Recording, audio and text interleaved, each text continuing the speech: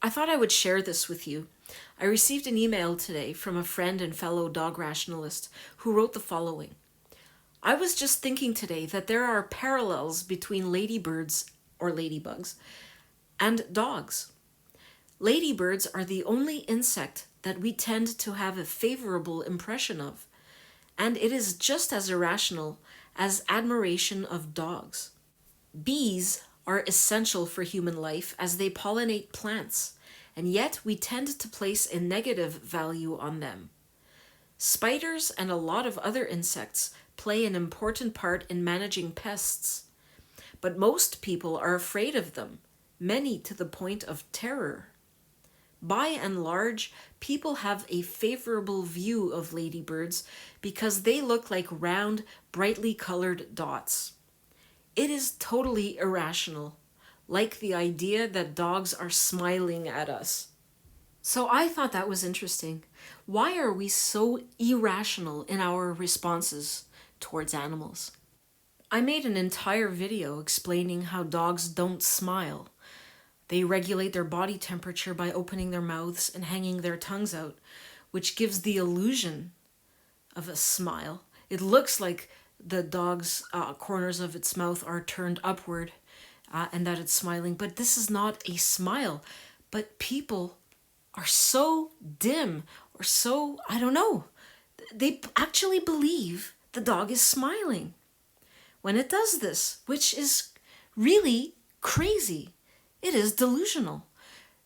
They are convincing themselves of something that is not true. And they are basing their feelings about dogs on this illusion. What if dogs did not regulate their body temperature by opening their mouths?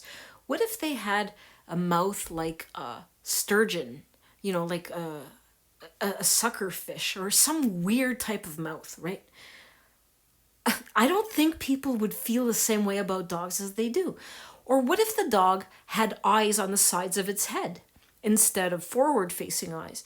I have a theory that I proposed a while back about humans and how they see dogs as being human-like because their eyes face forward. So, people have these feelings of wanting to nurture the dog because it reminds them of a human baby. These very same people might very well claim to hate children, but they will worship dogs. But I don't think this would be the case if dogs had eyes on the sides of their heads. I think it would be a lot harder for people to muster up these feelings of affection and whatever, worship for dogs. If the dog's eyes were on the sides of its head, it's all based on an illusion that the dog is human-like. People do not see dogs for what they are. They do not see the dog's behaviors for what they are. They interpret the dog's food-seeking behaviors as love. It's totally irrational, and I thought it would be interesting to discuss people's irrational response to ladybugs or ladybirds as an example. Maybe if people make the connection with ladybirds, they will be more able to see how they are being irrational in terms of how they respond to dogs. A ladybug is an insect like any other. There's nothing exceptional about it other than its appearance. But in terms of its behaviors, there's nothing that distinguishes it from any other insect that would creep most people out. And likewise, dogs are no different from any other opportunistic scavenger. They are a pest animal. And they are vermin in terms of how they are damaging to humans and to the environment and to wildlife and to farm animals, and in terms of the zoonotic diseases they carry. But just as people see ladybugs as somehow distinct from other insects, people are not being rational about dogs. So I just thought I would throw that out there for us to discuss. My friend continued in his email and wrote something I thought you might get a kick out of. There was a question on Quora last night. The question was along the lines of, why do people keep dogs indoors? Most of the answers were daft, but one of them chose to pretty much ignore the question and went on at some length about her dog. I tried to find it again today so I could cut and paste and send it to you, but I couldn't find it.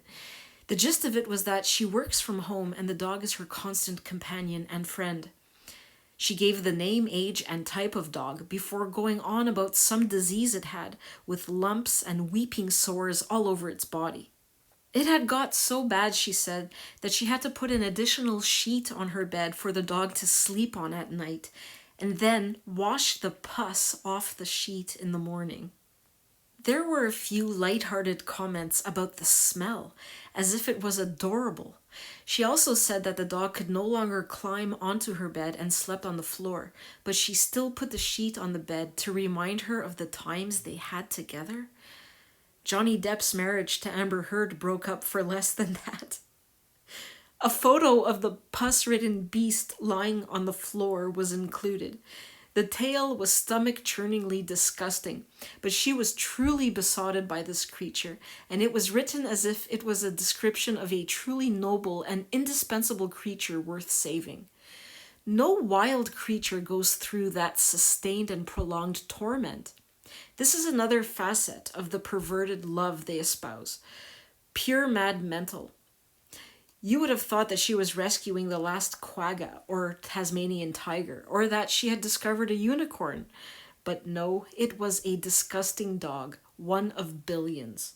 I will never understand any of it, nor will I.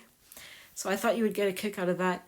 Anyhow, I hope you're all doing well. I've been very busy lately preparing for an art show, so I've just been painting and I really don't have a lot of spare time to make videos, but I do have some ideas for future videos that I hope to whip together for you soon.